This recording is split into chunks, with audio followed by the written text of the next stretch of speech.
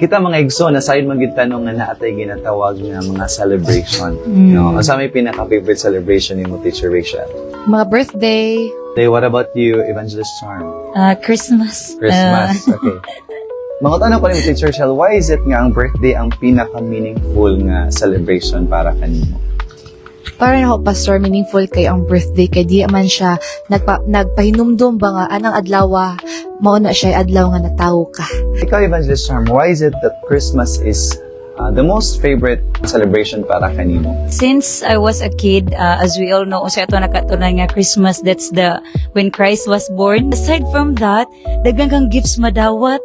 The reason why I'm asking that, mga kaigalan ko, it's because our title for this Bible study is Beautiful Gift Comes in Ugly Wrappers. No? Naman tayo ginatawag, mga kaigsunan, do not judge the book by its cover. So, murag gato po siyang relate po ba sa beautiful gift comes in ugly wrappers. May mga gifts nga itong madawat nga dili tod siya nindot nga pagka-wrap. Apan, nagiuban gani, wag good i-wrap, no? Kaya gidali na laghatag, no? Wala na time para i-wrap. But, what's really the essence of giving is that ang imuha is malipay gayud ang gadawat because of the gift nga imong gihatag. Because what's the point of having a good wrapper if what's inside is something that is not significant to the receiver? Our main verse was taken from the book of Luke, chapter 2, verse 7. She gave birth to her firstborn son. She wrapped him snugly in strips of cloth and laid him in a manger, because there was no lodging available for them. Nanganak siya sa iyang panganay nga lalaki. Giputos niya ang bata sa panapton o gipahiluna sa usa ka pasungan kay wala na may luna sa balay nga abutanan. What really interests me about this verse is kani-ganing ibutang diri sa NLT nga, she wrapped him snugly in strips of cloth. So technically speaking, kisa may gi-wrap, it was Jesus. Amen. Kisa may gi-wrap niya, si Mary. Mary. Usa may gi-wrap ni Mary, strips of cloth. Usa ni siya kapanapton nga, mura ba gigisi-gisi ra ba? Mura gikuha rang gisi-gisi din giputos ni Ginoong Jesus. Actually, gabi mo ni siya nadugay na ko because na-touch kay ko ba nga, what a wonderful gift. But it's being wrapped in a very ugly wrapper, no? Because kung atong pag-iisgutan gid si Ginoong Jesus, mo gyud na siya usa ka persona nga makaingon ka nga kung dili pa tungod sa iyang kinabuhi, dili pud ta mabag-o sa tungkol kita, Teacher Rachel. I would be very personal about this because I can always distinguish the difference kanako kaniadto ug karon. And pinaagi lamang ni Ginoong Jesus ug sa kaluwasan niya iyang gipahigayon diri kanako ug kanato. Ug among naminaw karon diya, if nabati ninyo ang kabaguan sa iyong kinabuhi, you have truly received the beautiful gift na mao si Ginoong Jesus. So from these points, maka-enjoy ta nga nagyo tay ma-learn. And then when I read this last night, naggan kayong mga points nga gitudlo sa Ginoo kanako ani nga usa lamang ka verse. And I actually have here 5 points, Teacher Rachel, and this charm, no? Wow. One verse, there's 5 points. 5 points, no? Nga kanabang sa atong kinabuhi, sometimes we are too focused on the things that milad, on the things nga dili maayo, on the things nga inconvenient, on the things nga makaingon ka nga kanaganing dili siya meaningful tan-awon or dili siya significant tan-awon, but what's inside of it is something that is helpful, is something that is meaningful, and something that's beautiful day kanato. But it's like this, Teacher Rachel. If you want to look at to the other side of the island, you really have to have that kanaganing kasing-kasing you should lose sight of the shore. If ganan ka makabalo or sa kanindot sa ocean sa unahan, dapat andam kang mawalas imong panglantaw ang shore. No? So sama ra pud ani ba? We are so attached of the things that we want to see, we want to look at, we want to focus, pero behind it ay na so beautiful day kaayong pwede natong madawat. Amen ba, Teacher Rachel? Ang sa'yo mong masultiyaron, Teacher Rachel? Hindutan, no? Sa manggod, makaigsuunan, dagan kayong mga butang sa tong kinabuhi nga focus taan ang butanga pero nalimot ta nga sa unahan day naapa day mas giandam ang Ginoo nato nga nindot kaayo. Muna usahay dili siya pastor makahatag og we're talking about kanang sa atong life no ma-apply na ko sa life pastor nga usahay focus ta ani nga butang din di ay to sa unahan day na aday ikahatag ang Ginoo nga nindot pa day ni ana mo na usahay tungod sa ato ang kahadlok ba or tungod sa atong pagduwa-duha mo nang dili nato makita ang mga nindot kaayo nga view sa kinabuhi sa unahan. It's because nag-focus na ta sa unsay naa karon. So, akong pagkahisgutan ng 5 points nga sa diyang na malandong kung ano siya ni gawas. So, sa first point is, the peace found in troubles. Ang kalinaw nga makita ni mo diya sa kasamo, mga pagubot. Second point, the learnings after disasters. Mga pagtulunan, pagkahuman sa mga disasters, no? Ikatulo, the gifts after the tests, no? Ang mga gasa pagkahuman nimo og pagsulay, no? Mga testings. And the fourth one is the endurance to run the race well, no? Kanang mulagan ka di man na sa yun mga igsuon, no? Mga kaigalaan ko apan if you want to race well, kinahanglan nimo endurance. Amen. Nga makahuman gyud ka sa lagan. And the fifth one is the reign for eternities to eternities. Ingon diri sa first point, the peace found in troubles. Atong basahon sa John 14:27. I am leaving you with a gift, peace of mind and heart. And the peace I give is a gift the world cannot give. So don't be troubled or afraid. Why do you think Evangelist Charm niya na magud si Ginoong Jesus? Because this is the very lines and the very words of Jesus. Ngano niya na magud siya nga, I am leaving you with a gift, peace of mind and heart. Jesus, because Jesus knew that while napataning kalibutan na yung mga kasama. Amen. But Teacher Elmo, appreciate ba nimo ang kalinaw sa Dios kung okay rin mong kinabuhi? Dili. It is only when we can truly find the peace nga bisan tuod og daggang mga pangitabo nga dili siya nindot, dili siya nice, pero diyan imo makita or mabati ba nga so bisan dito og bagyo na, bisan ga pandemic na, bisan og wala na kay pantagal sa imong old friends gani adto or bisan gid post na ka sa Facebook kay naigalagot nimo kay tungod sa imong pagtuo, no? Pero wala ka natandog. Why? Because Jesus left His gift, which is the peace of mind and heart. Wow. So it is only then, no, ma-realize na to nga na, juday kalinaw kay tungod bisan pamantod og ngilad ang atong ipang-atubang. Nabati ra gyapon nato ang kalinaw. Hallelujah. Second point, the learnings after disaster. So ako ang na-reflect ani kagabi is when the time that Jonah was told by God nga iyang i-preach dito sa Nineveh, na kinahanglan mag-repent na ang mga taga Nineveh para dili sila i-destroy sa Dios. Pero atong nga time, even Jonah was pinili o sa ka chosen kanang prophet sa Dios. Apan si Jonah na po siya yung batasan. No? Gagahi siya, dumili siya sa sugo sa Dios. Because there was actually a happening mga igsoon kaniadto nga mao nang si Jonah di siya ganahan nga musangyaw sa Nineveh. It is because kabalo magud si Jonah sa kasing-kasing sa Dios nga pagpasangyawan gani sa Dios kanang nga lugar, ang Dios ga plano na gyud nga iyang luwason. So si Jonah, sure na gyud nga luwason jud sa Dios ang taga Nineveh. Nya kay ngano man di siya ganahan nga maluwas tungod kay naana siya history wherein ang family ni Jonah ang nagpatay sa family ni Jonah is ang mga taga Nineveh. So mo nang dili siya ganahan nga mo preach kay di siya ganahan nga maluwas. No, ano ba? But unsa may mga learnings, mga igsoon nga na-doubt ni Jonah when the time nga na mananyag preach ding nangaluwas na mga tawo. Gagol pa magyapon siya ni mga igsoon.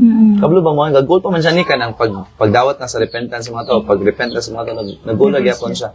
Motong nagmisura gyapon siya sa Dios ana. And then nanahitabo ta mga igsoon nga nag-rest siya ba diyon. Tungod kay nag-rest siya niya, init man to iyahang gipahulayan na initubo nga plant. Pagtubo sa plant, pag katuod-tuod, nakabantay man sa ang Diyos, nga mura siya na-comforted sa plant, ang gibuhat na po sa Diyos is, iyahan na pong gi-withered, iyang gipadala og worm. Haron ang plant mamatay, malaya. So, dito, na si Jonah sa Diyos nga, Migas sa sa. Pag-exert ka directly sa Dios ba, no? Karon kay ang views karon kay mo gamit na magtawo. So di ka mo to ba bisag alagad na sa Dios ning kasulti nimo di ka mo to kay di jud katawa ning naungan ni. Kay lain na biaron kay ang Dios mo reveal na biya sa iyang simbahan. Si Jonah dito nga anong imo mang gipatay ning kuanan na. Dito na nag-teach ang Dios niya. Yan ang Dios nga ikaw na worry ka nga napat namatay ang plant. Wala ka na worry nga kasi pwede mahitabo sa 120,000 katawo dito sa Nineveh kung ako patong padangat ang akong wrath kanila. Nya ang imuhang yes kay galagot man gito siya sa mga tao dito pero dili tanang tao dito mga igsoon nakasalan niya it's just few of them. Just the family. Pero yang magilay tanan. Oh, napay mga bata dito, mga inosente. Napay mga animals dito. Yan ang Ginoo nga. Wala mo na siya naluoy ka nga ang plant. Ang plant ha, naluoy siya sa plant nga nalaya, namatay. Kay galaw sa Diyos nga namatay ang plant. Niya wala siya naluoy sa pwedeng mahitabo sa mga inosente dito. Dito na ako na-realize mga igsoon that sometimes, no, God allows us to go in through disasters because daghan gyud siyang learnings ikatudlo nato. So, it's something a lot of people aning kalibutan na teacher siya di ganag disaster. Apan, that's just the wrappings. But the gift is after, no? The learnings imong madawat, no? Hallelujah. Ikatulo maigsoon, the gifts after the test.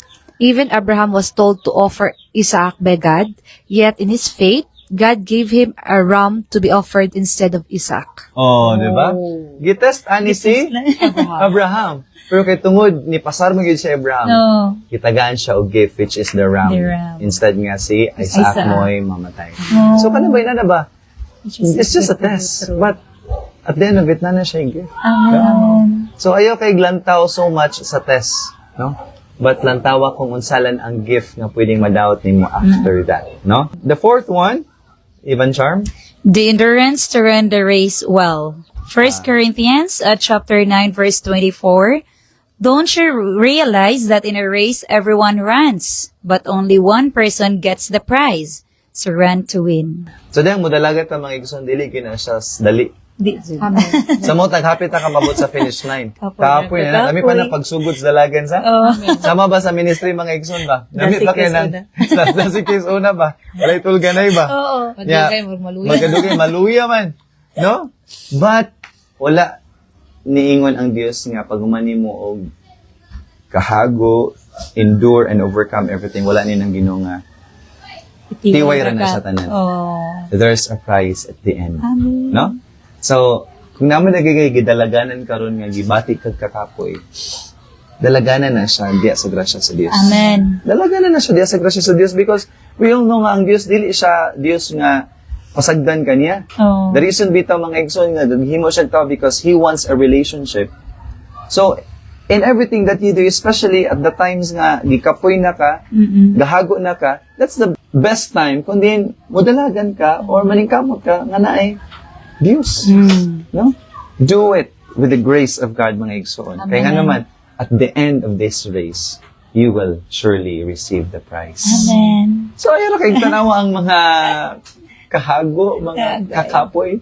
No? Let it pass. Let it pass, no? You have to kuan ba eyes on the prize. Amen. Bring it on. Bring it on. Hallelujah. And then the fifth one, The reign for eternities to eternities. Revelation 11 verse 15. Then the seventh angel sounded, and there were loud voices in heaven saying, The kingdoms of this world have become the kingdoms of our Lord and of His Christ, and He shall reign forever and ever. ang kadaugan gikan sa walay katapusan hangtod sa walay katapusan. So kung may kang rain mga igsoon daog, so kung nay daog na ginigubat. Amen. May Amen. battle. Na ginigubat apan sa may gi-promise sa Dios kanato ang atong mga gubat mga igsoon naggo siya kadaugan. Amen. And dili lang sa kutob aning kalibutan na apan, it's gonna happen next life.